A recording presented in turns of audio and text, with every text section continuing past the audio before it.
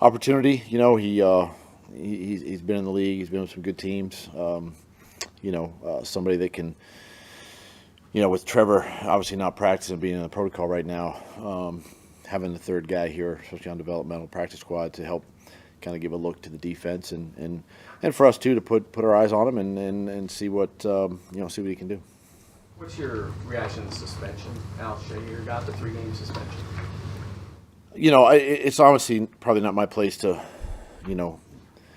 speak necessarily on the punishment. I think that's the league, the league issue on that. And as far as, Aziz goes and everything, I know, good player. And I think, just a play that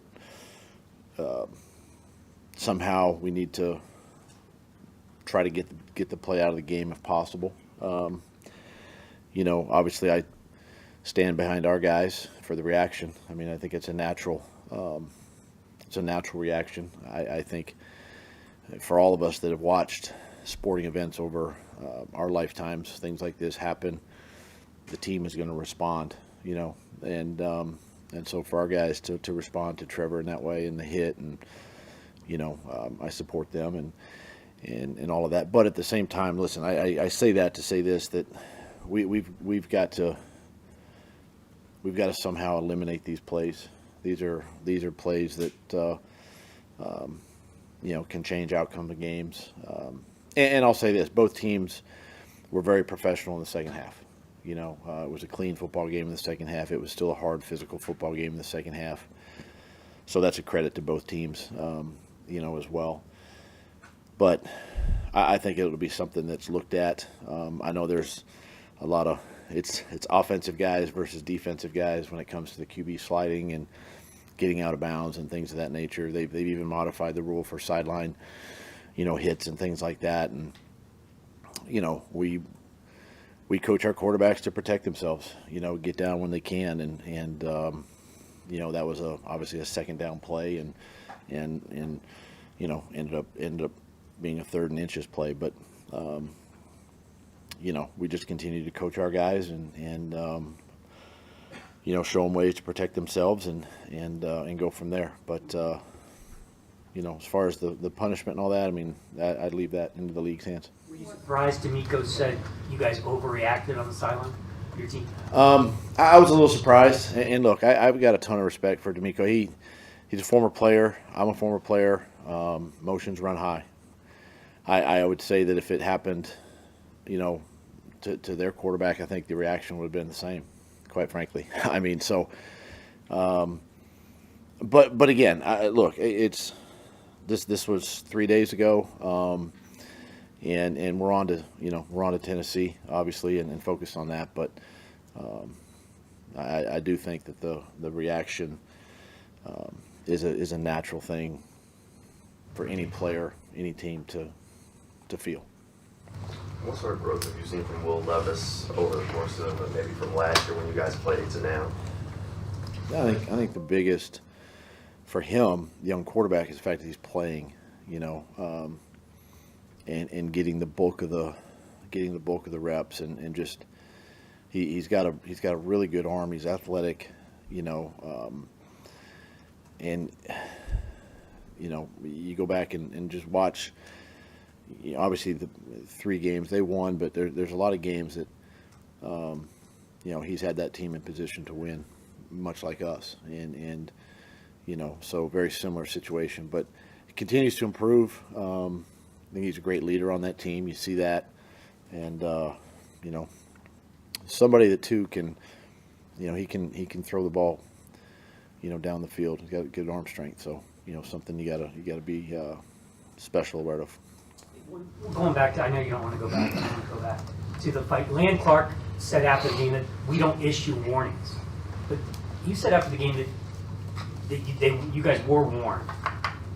The officials told us that it was a no tolerance. I don't necessarily know the transcript there, what he was mentioning, but both sides were, it was basically like, listen, guys, we got to keep our heads in the second half. And both sides did. there were a couple of former players, Jags, have said they didn't think you guys responded enough after halftime. I don't know what that means. We're not, listen, I mean, this is not, it's a hard, physical, tough game to play, okay? You've got to be a tough, physical individual to play this sport. I don't care what position, and to play football. We're not out to hurt anybody. We're not out to ruin careers. We're out to win a football game and play hard within the rules. That's our job, and that's how we coach it, and that's how we play it. You know, do we take it to the line? Yeah, we take it to the line, but more often than not, these games come down to just a couple of plays, and you know, it was just, again, it was the case on Sunday. You know, we didn't make enough plays to really help our team win. I mean, we're not, if they're asking or suggesting that we go after something, we're not doing that. Flat out, we are not doing that. It's not how I coach. It's not how I'm going to coach these teams, these players. We're just going to go out and do our jobs, play hard, play fast, play physical within the rules. Mac Jones obviously had his best football of the season in the fourth quarter. I mean, is he on an upswing? Did you see some things that lead you to believe that if you've got to play with him, you know, this week and into the future, that he's getting better? Yes. Yeah, no, I thought I saw a lot of improvement. You know, somebody that really came in and I think has learned from the two previous starts that he had, and really just ran the offense, ran it like it's like he knows how to run it, what it looks like to him, and I think that's something we can build on. You know, this week, if he, you know, if it looks like with Trevor being in the protocol, it's going that route, but you know, if he does play, then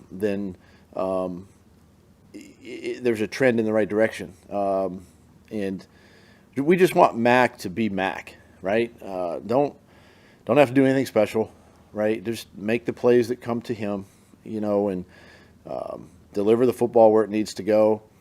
You know, put us in the right run if we need to, change protection, all that stuff he's capable of doing. And I thought he did a nice job of that Sunday.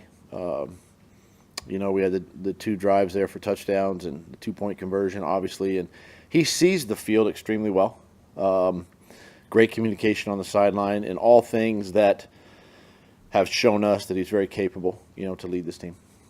How good is this Titans D-line across the board? It's one of the best we're going to see all year, quite frankly. They're big, they're powerful. The two tackles, you know, Jeffrey Simmons is one of the best tackles, you know, in the NFL. Sweat's another one it's a rookie, but he's learning. He's a load. And we know Arden is a very athletic and speed rusher and plays with a lot of energy. But this front is going to be one of the better ones we've seen. Even with injuries to the back end, it feels like their pass defense has consistently been top 5 all season long. Why is that? You know, I think it's a zone scheme. You know, a lot of, until you get to third down, they'll make some man coverages on third, but really all eyes on the quarterback, all eyes on the football. You know, and they do a great job of just kind of being where they need to be. But again, it starts up front. They're very disruptive up front. You know, Landry's another one that can get after the passer. They can play with 5 down. They can play with 4 down. Mix their fronts, pressures, timely pressures, and it just disrupts the timing of the quarterback receiver, and that's what they do well. Running, Hunter, and a long snapper. The other guys concerned over Logan and Ross's health for this week. Both are on the injury report, obviously. You know, both guys, you know, won't practice today, so we just need to get the reps from that position. You know, so these two guys, we brought them in and you know, to fill that need. You said maybe about punishment on Monday. Did you make a final decision on whether or not you would? I won't do anything with it. Any concern on your part these last 5 weeks about the players being able to stay motivated with no postseason carrot available, and even though you do have, still have 3 games left against division foes? No, I don't. Because that's up to me. That's up to me to make sure that these guys don't, throw in a towel, wave the white flag. So that's on me to make sure that doesn't happen, and I won't let that happen. And two, we got great leadership, in that locker room, and I'll lean on those guys to help me in that. Are you able to specify Logan and Ross, those injuries? Are they day to day, week to week, leg? Both are lower body. Both lower body. Perfect. Sounds good. Welcome to the What- NHL. What'd you get from Mason Smith? And is there any chance that you'd have Mason Smith and Jordan Jefferson on the field together over the last couple of weeks? That's a possibility.